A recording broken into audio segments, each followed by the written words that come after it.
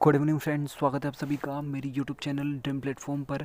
आशा करते हैं आप सभी ठीक होंगे और अपनी पढ़ाई सुनिश्चित एवं सुचारू रूप से कर रहे होंगे। जिन लोगों ने अभी तक मेरा YouTube channel subscribe like share नहीं किया है, उन्हें यह वीडियो अच्छा लगी तब जल्दी सब्सक्राइब लाइक शेयर कर दें। साथ ही साथ बेल आइकॉन भी प्रेस कर लें ताकि आपका वीडियो की नोटिफिकेशन समय पर आप तक पहुँच सके।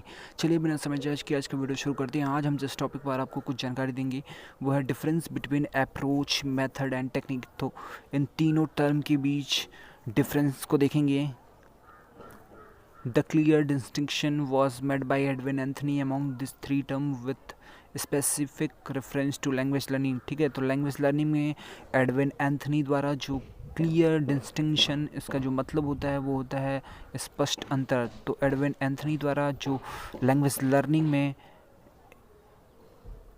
एक क्लियर डिस्टिंक्शन दिया गया है इन तीनों टर्म के बीच में, वही देखेंगे। देखिए अप्रोच क्या होता है। An approach is how we view things, कैसे हम चीज़ों को देखते हैं वो अप्रोच होता है। ठीक है, तो अप्रोच के नेचर की बात की जाए तो नेचर जो होता है अप्रोच का वो होता है एक्सियोमेटिक। एक्सियोमेटिक मतलब क्या होता है? स्वयं सिद्ध। तो आप नेचर याद रखेंगे, एक्सियोमेटिक नेचर का होता है अप्रोच। मेथड की बात करें तो method is the plan that we follow during our teaching learning. ठीक है, तो टीचिंग लर्निंग के दौरान जो हम प्लान फॉलो करते हैं वो मेथड होता है। मेथड के नेचर की बात करें तो मेथड का जो नेचर होता है वो प्रोसीजरल होता है। प्रोसीजरल का जो हिंदी अर्थ होता है वो होता है प्रक्रियात्मक। तो ये आप याद रखेंगे।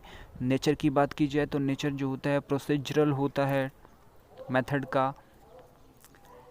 टेक्निक की बात करें तो technique are our own strategy that we use in the classroom. तो क्लासरूम में जो हम अपनी स्वयं की स्ट्रेटजी यूज़ करते हैं वो टेक्निक होता है। टेक्निक के नेचर की बात करें तो वो होता है इम्प्लीमेंटेशनल नेचर का होता है। इसका जो अर्थ होता है वो होता है कार्यान्वयन।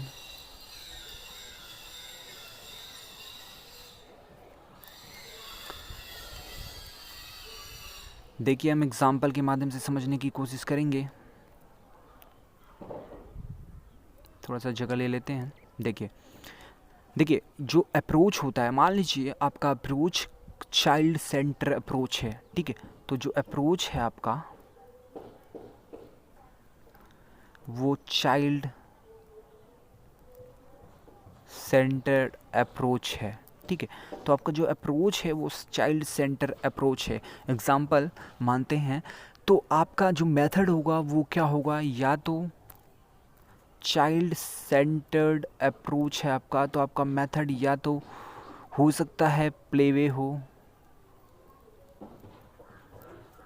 सकता है लर्निंग बाय डूइंग हो। ठीक है, तो आपका ये क्या है? मेथड। तो अगर आपका अप्रोच चाइल्ड सेंटर अप्रोच है, ठीक है, मान लीजिए कोई भी चीज़ सिखाने के लिए बच्चे को आपका जो अप्रोच आपने सेलेक्ट किया है वो चाइल्ड सेंटर अप्रोच सेलेक्ट किया है, तो आप बालक को यहाँ केंद्र मान के वो चीज़ सिखाएंगे तो उसको या तो प्लेवे तरीके से सिखाएंगे या फिर आप लर्निंग बाय डूइंग के माध्यम से सिखाएंगे। तो ये आपका जो होगा वो मेथड हो जाएगा।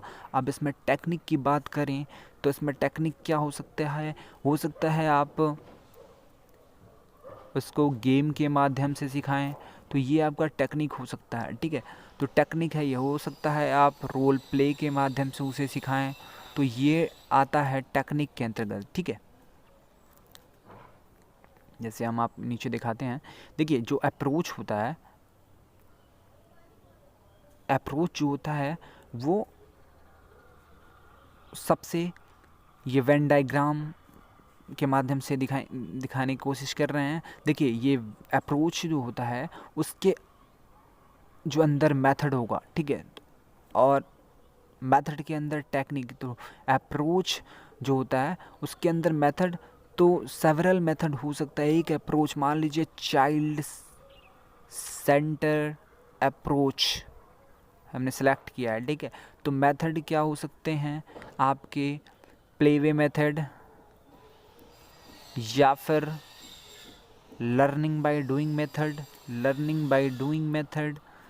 तो टेक्निक क्या हो सकते हैं? या फिर गेम के माध्यम से समझाएं या फिर रोल प्ले के माध्यम से समझाएं, तो ये टेक्निक होंगे। ठीक है, इसी के साथ इस वीडियो का समापन होता है। आपका दिन शुभ हो।